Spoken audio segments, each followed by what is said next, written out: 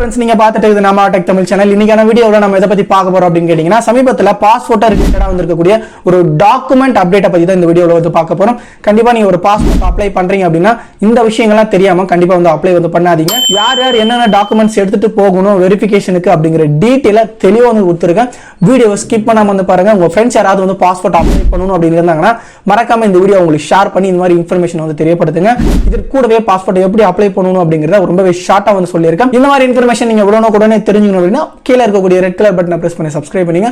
கூடவே பெல் ஐகானை கிளிக் பண்ணிட்டீங்கன்னா நாங்க போடக்கூடிய வீடியோஸ்ல உங்களுக்கு உடனே நோட்டிபிகேஷன் வந்துடும்.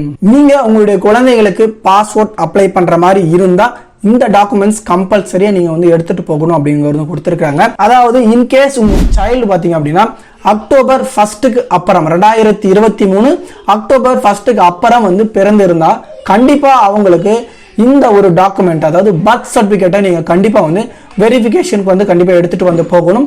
அதனால நீங்க கம்பல்சரி யாரெல்லாம் வந்து 2023க்கு அப்புறம் அக்டோபர் 1ஆம் தேதிக்கு பிறகு பிறந்திருக்காங்களோ அவங்களுக்கு கம்பல்சரி கவர்மெண்ட்ல கொடுத்திருக்கக்கூடிய லீகலா இருக்கக்கூடிய அந்த பர்த் சர்டிபிகேட்டை நீங்க கண்டிப்பா வந்து வெரிஃபிகேஷனுக்கு வந்து எடுத்துட்டு போகணும். இது மேண்டேட்டரியா வந்து கொடுத்திருக்காங்க அப்படிங்கிற தெளிவா வந்து தெரிஞ்சுக்கங்க. பொதுவா ஜெனரலாவே இந்த குழந்தைகளுக்குன்னு கிடையாது, நார்மலா அடல்ட் கேர்லாம் வந்து பாஸ்போர்ட் அப்ளை பண்றீங்களோ அவங்களுக்கு கண்டிப்பா பர்த்துக்கான ப்ரூஃப் வந்து கொடுக்கணும்.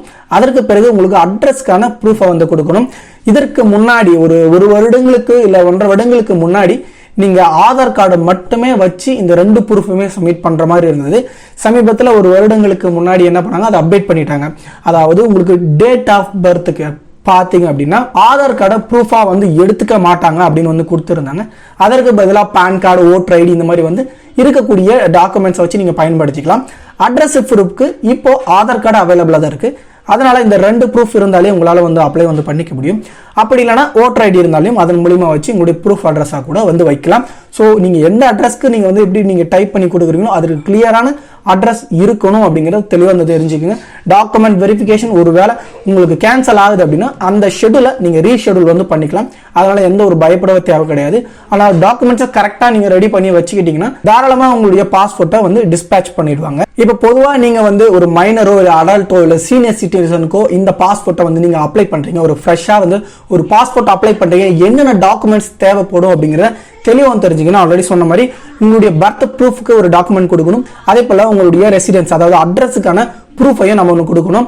இப்போ நீங்க அப்ளை பண்றதுக்கு முன்னாடி என்னென்ன டாக்குமெண்ட்ஸ் எல்லாம் நம்ம எடுத்துட்டு போகலாம் அப்படிங்கிற டீட்டெயிலா நம்ம தெரிஞ்சுக்கணும் அப்படின்னா இந்த வெப்சைட்டோட லிங்க் கீழே நான் டிஸ்கிரிப்ஷன்ல வந்து கொடுத்துருக்கேன். ஸோ இந்த வெப்சைட்டை வந்து ஓப்பன் பண்ணிக்கோங்க. பாஸ்போர்ட் சேவா அப்படிங்கிற வெப்சைட் ஓப்பன் பண்ணீங்கன்னா உங்களுக்கு இந்த ஹோம் பேஜ்ல வந்து சைட்ல பாத்தீங்கன்னா தெரியும். உங்களுக்கு நியூ யூசரா இருந்தா ரிஜிஸ்ட்ரேஷனை பண்ணி நீங்க வந்து இதை அப்ளை வந்து பண்ணணும். இல்ல எக்ஸிஸ்டிங் யூசரா இருந்தா உங்களுடைய லாகின் ஐடி பாஸ்வேர்ட் போட்டு நீங்க வந்து செக் பண்ணிக்கலாம். அப்படி இல்லைனாலும் கீழே உங்களுக்கு அப்பாயின்மெண்ட் அவைலபிலிட்டி நீங்க எந்த லொகேஷனுக்கு போறீங்களோ அந்த லொகேஷன்ல என்னைக்கெல்லாம் வந்து அவைலபிலிட்டி இருக்கு அப்படின்னு தெரிஞ்சுக்க முடியும். அதற்கு பிறகு உங்களோட ஸ்டேட்டஸ் அதாவது அப்ளிகேஷனோட ஸ்டேட்டஸ் நம்ம தெரிஞ்சுக்க முடியும். அதுக்கான ஆப்ஷன் வந்து கொடுத்துருக்காங்க. இந்த கீழே பார்த்தீங்கன்னா பிஃபோர் யூ அப்ளைன்னு இருக்கும். இந்த பிஃபோர் அப்ளைல கீழே பார்த்தீங்கன்னா டாக்குமெண்ட் அட்வைசர் இருக்கும். அதை கிளிக் பண்ணிக்கோங்க. Document required for fresh passport அப்படி இருக்கும். அதன் பிறகு உங்களுக்கு ரீஇஷ்யூட் ஆஃப் பாஸ்போர்ட் இருக்கும். இதில் என்ன பண்றீங்க, document required for fresh passport அப்படிங்கிறத கிளிக் பண்ணிக்கோங்க. இப்போ வந்து ஃப்ரெஷ்ஷா ஒரு பாஸ்போர்ட் அப்ளை பண்றீங்கன்னா அவங்களுக்கு என்னென்ன டாக்குமெண்ட்ஸ் இருக்கணும் அப்படிங்கறத தெளிவா கொடுத்துருக்காங்க. நீங்க வேற எங்கேயுமே போயிட்டு என்னென்ன டாக்குமெண்ட்ஸ் வைக்கணும் அப்படிங்கிற கேட்கணுன்ற அவசியம் வந்து கிடையாது. இதுல கிளிக் பண்ணி நீங்க வந்து தாராளமா வந்து பாத்துக்கோங்க. இந்த டைப் ஆஃப் அப்ளிகேஷன்ல உங்களுக்கு பாத்தீங்கன்னா மேல நார்மல் அண்ட் தக்கல்னு இருக்கும். இந்த 2 டைப்ல நீங்க அப்ளை பண்ணலாம். ஏன் நீங்க தக்கல் அப்ளை பண்ணணும் அப்படின்னு கேட்டீங்கன்னா நீங்க அர்ஜென்ட்டா இருக்கீங்க, எனக்கு வந்து உடனே வேணும் அப்படின்னா நீங்க தக்கல்ல வந்து அப்ளை வந்து பண்ணலாம். நிறைய பேர் கேட்கறது தக்கல்ல எவ்வளவு ஃபீஸ் வரும் அப்படின்னு. எல்லாத்துக்குமே உங்களுக்கு தக்கலுக்கு 2000 ரூபாய் தான் ஃபீஸ். ஸோ 2000 rupees நீங்க பே பண்ணீங்கன்னா தக்கல்ல வந்து அப்ளை பண்ணலாம். நார்மலுக்கு டிஃபர் ஆகும். இது வந்து ஸ்டார்டிங் உங்களுக்கு பாத்தீங்க அப்படின்னா மைனரா இருந்தீங்கன்னா 1000 இருந்து ஸ்டார்ட் ஆகி அடல்ட்டா இருந்தீங்கன்னா 1500 rupees வரும். மேக்ஸிமம் இது பாத்தீங்கன்னா 3500 கிட்ட வரும். இது நீங்க வந்து போட்டீங்க அப்படின்னா இந்த ரேட்லாம் பாத்தீங்கன்னா எவ்வளவு பிரைசஸ் இருக்குன்னு நம்ம வந்து ஈஸியா வந்து தெரிஞ்சுக்க முடியும். இப்போ ஃபர்ஸ்ட் நான் வந்து அப்ளிகேஷன் டைப் பாத்தீங்கன்னா நான் நார்மல் வந்து கொடுத்துறேன். அதற்கு பிறகு அப்ளிகன்ட் கேட்டகரி இதுல 3 இருக்கு. இதுல முக்கியமா நான் சொல்லக்கூடியது என்னன்னு கேட்டீங்க அப்படின்னா இங்க இஸ் அப்ளிகன்ட் எலிஜிபிள் ஃபார் நான் இசிஆர் கேட்டகரி அப்படின்னு வந்திருப்பாங்க. ஸோ இசிஆர் கேட்டகரிக்கும் நான் இசிஆர் கேட்டகரிக்கும் ரொம்ப டிஃபரன்ஸ் வந்து கிடையாது. நீங்க மெட்ரிகுலேஷன் அதாவது 10th நீங்க வரைக்கும் நீங்க பாஸ் பண்ணி இருந்தீங்கன்னா நீங்க வந்து நான் இசிஆர் கேட்டகரியில வருவீங்க. ஒருவேளை 10th வரைக்கும் நான் படிக்கல, இப்போ நான் 10th ஃபெயில் ஆயிட்டேன் அப்படின்னு நினைச்சீங்கன்னா நீங்க கண்டிப்பா இசிஆர்ல வருவீங்க. இது என்ன இசிஆர் டிஃபரன்ஸ் அப்படின்னு கேட்டீங்கன்னா யாரெல்லாம் வந்து படிக்காமல் இருக்கீங்களோ அவங்களுக்கு இந்த ஈசிஆர் கேட்டகரியில் வரும். ஆனால் மேஜராக உங்களுக்கு மைனர் 18 வயசுக்குள்ள யாரெல்லாம் இருக்கீங்களோ அவங்க கண்டிப்பாக வந்து நான் ஈசிஆர் கேட்டகரியில தான் வருவீங்க. அதே போல சீனியர் சிட்டிசனும் நான் ஈசிஆர் கேட்டகரியை யூஸ் பண்ணிக்கலாம். இந்த ஈசிஆர் நான் ஈசிஆர் கேட்டகரி அப்படிங்கிறது முக்கியமா அடல்ட் பர்சனுக்காக. ஸோ யாரெல்லாம் வந்து படிக்காமல் இருக்கீங்களோ அவங்க வெளிநாட்டில் போயிட்டு கஷ்டப்பட வேண்டிய அவசியம் இருக்கக்கூடாது அப்படிங்கிற நோக்கத்தில் தான் இந்த நான் ஈசிஆர் கேட்டகரியும் ஈசிஆர் கேட்டகரியும் வந்து கொடுத்துருக்காங்க. ஸோ நீங்கள் ஈசிஆர் இருந்தால் அதற்கு தகுந்த நீங்கள் ப்ராசஸ் டாக்குமெண்ட்லாம் சப்மிட் வந்து பண்ணணும். அது டாக்குமெண்ட்ஸ் அவங்களே வந்து கொடுத்துருக்காங்க என்னென்ன சப்மிட் பண்ணணும் ஈஸியாக இருக்குன்னு. ஸோ நான் ஈஸியாக இருந்தீங்க அப்படின்னா நீங்கள் கம்பல்சரி 10th மேலே வந்து படிச்சிருக்கணும். அவங்க வந்து கண்டிப்பாக டாக்குமெண்ட் வெரிஃபிகேஷன் போகும்போது உங்களுடைய 10th மார்க் ஷீட்டை ஒரிஜினல் மார்க் ஷீட்டை நீங்கள் எடுத்துகிட்டு போகணும். இது வெரிஃபிகேஷன் வந்து கேட்பாங்க. ஒருவேளை நீங்கள் வந்து அடல்ட்டாக இருக்கீங்க, நான் வந்து இப்போ ஸ்டூடெண்ட்டாக இருக்கேன், நான் என்ன பண்ணணும் அப்படின்னு வந்து கண்டிப்பாக வந்து கேட்பீங்க. அதற்கான டீட்டெயிலுமே இதில் வந்து கொடுத்துருக்காங்க. நம்ம டீட்டெயில் அந்த டாக்குமெண்ட்ஸ் வந்து பார்க்கலாம். இந்த அப்ளிகன்ட் கேட்டகரியில் நான் வந்து இப்போ அடல்ட் வந்து கொடுத்துக்கிறேன். ஸோ நீங்கள் மைனர் கொடுத்தா அந்த ஈஸியாக வந்து ஷோ ஆகாது, அதை தெளிவாக வந்து தெரிஞ்சுங்க. அதே போல் இந்த சீனியர் சிட்டிசன் கிளிக் பண்ணிங்கனாலே உங்களுக்கு நான் ஈசிஆர் அப்படிங்கிற கேட்டகரி வந்து ஓப்பன் ஆகுது. இந்த அடல்ட் கொடுத்தா மட்டும்தான் அப்ளிகன்ட் எலிஜிபிள் ஃபார் நான் ஈசிஆர் அப்படிங்கிற கேட்டகரி வந்து ஓப்பன் ஆகும். இதில் எஸ் வந்து கொடுத்தீங்கன்னா அதற்கு தகுந்த என்னென்ன டாக்குமெண்ட்ஸ் அப்படிங்கிற ஷோ ஆகும். நோ கொடுத்தீங்கன்னா அதுக்கு என்னென்ன டாக்குமெண்ட்ஸ் வைக்கணுமோ அது வந்து ஷோ ஆகும். இது தெளிவாக வந்து தெரிஞ்சுக்கங்க. சப்போஸ் நான் வந்து எனக்கு அடல்ட்டாக இருக்கேன், எனக்கு என்னென்ன கேட்டகரியில் வரேன்னு எனக்கு தெரியல அப்படின்னா இந்த இடத்துல டிட்டர்மைன் ஒரு கேட்டகரி இருக்கும், அதை கிளிக் பண்ணிங்கன்னா யாரெல்லாம் மைனர் அப்படிங்கிறத வந்து கொடுத்துருப்பாங்க.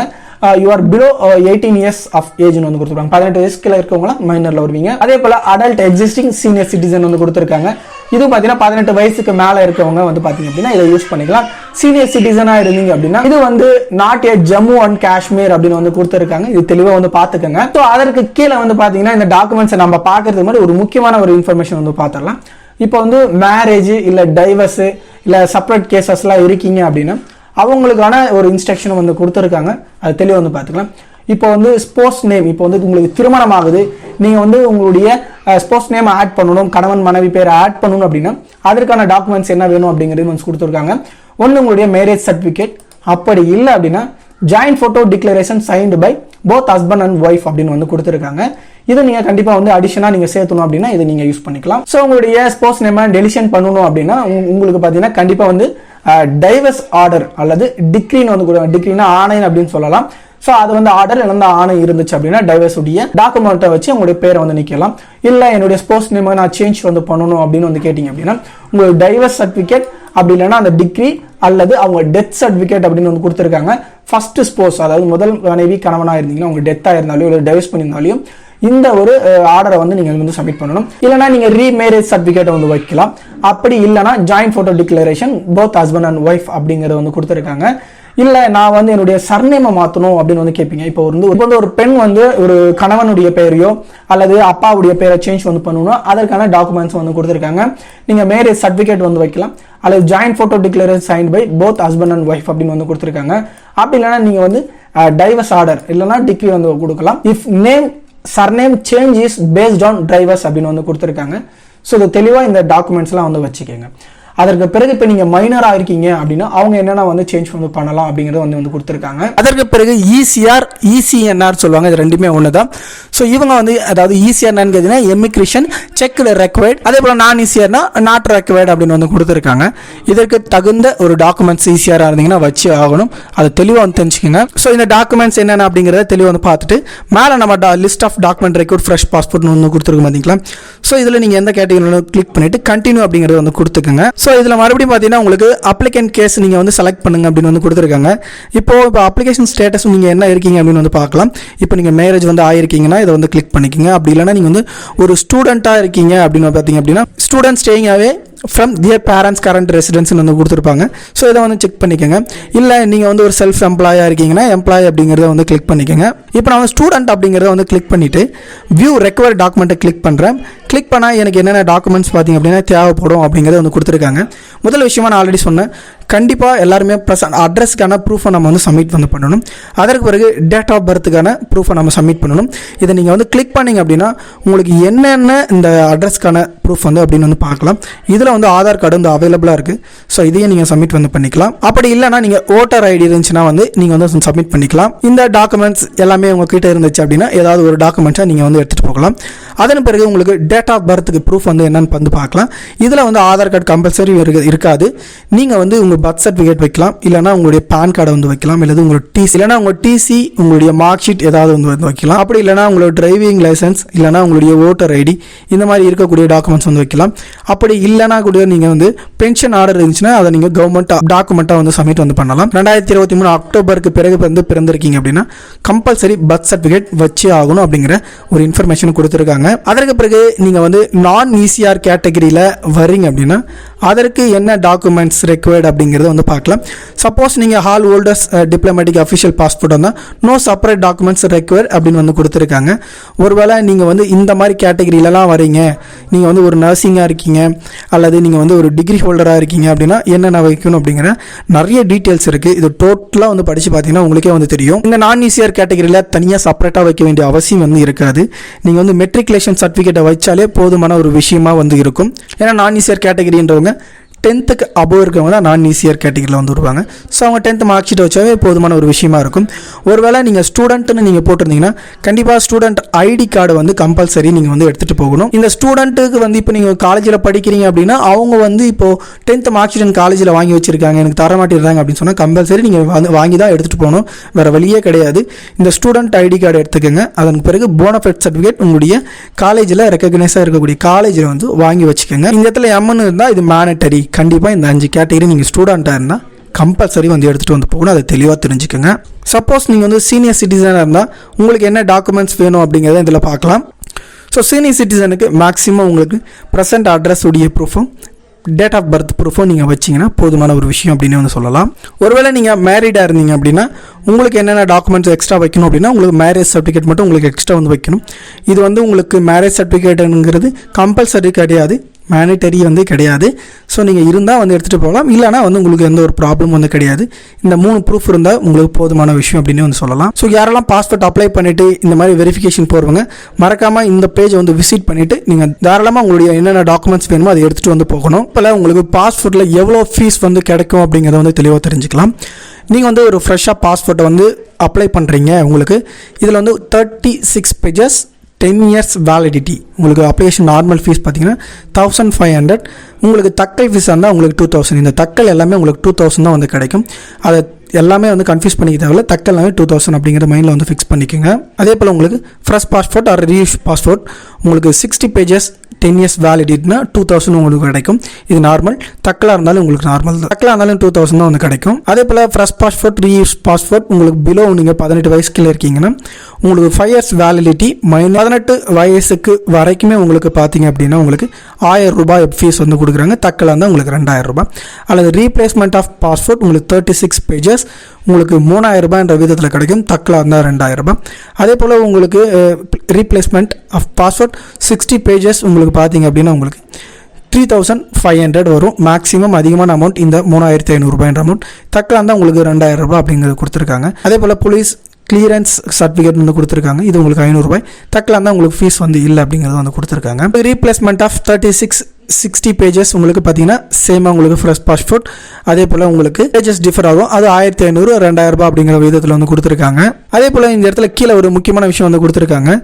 ஃபீஸ் வந்து பார்த்தீங்கன்னா கட்டக்கூடியது நான் ரீஃபண்டபிள். நீங்கள் வேணால் ஒருவேளை நீங்கள் அப்பாயின்மெண்ட் போட்ட டேட்டுக்கு போகலாம் ரீஷெடியூல் வந்து பண்ணிக்கலாம்.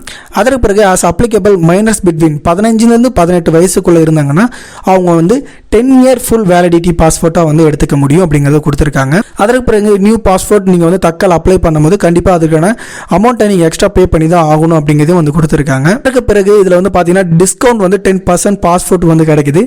அதாவது நீங்கள் ஃப்ரெஷ் அப்ளிகேஷனாக இருந்தீங்க அப்படின்னா நாட் ரீஇஷ்யூ நல்லா ஞாபகம் வச்சுங்க. இவங்க வந்து பார்த்தீங்கன்னா மைனஸ் அப் டு நீங்கள் 8 வயசு வரைக்குமே நீங்கள் வந்து இந்த ஒரு 10% ஆஃபர் வந்து எடுக்க முடியும் டிஸ்கவுண்ட்டு. அதே போல் சீனியர் சிட்டிசன் வந்து எடுத்துக்க முடியும். அதாவது பர்சன் அபோவ் 60 years. இது வந்து கண்ட்ரி நான் ஆல்ரெடி சொன்னால் அதுக்கு டிஃபர் ஆகி மாறுபடும். அவங்களுக்கு பார்த்தீங்கன்னா 10% பார்த்தீங்கன்னா உங்களுக்கு டிஸ்கவுண்ட் வந்து கிடைக்குது அப்படிங்கிறது தெளிவாக தெரிஞ்சுக்கோங்க. ஸோ இதை எப்படி அப்ளை பண்ணணும் பாஸ்போர்ட் அப்படிங்கிறத டீட்டெயிலாக என்னோட ப்ரீவியஸ் வீடியோவில் இருக்குது. அதை தெளிவாக வந்து பாருங்கள். இல்லை அப்படின்னாலும் உங்களுக்கு ஏதாவது டவுட் இருந்துச்சுன்னா இந்த கீழே கமெண்ட் செக்ஷனில் கமெண்ட் பண்ணுங்கள். என்னுடைய டீட்டெயிலான தகவலை உங்களுக்கு கண்டிப்பாக வந்து கொடுக்குறேன்.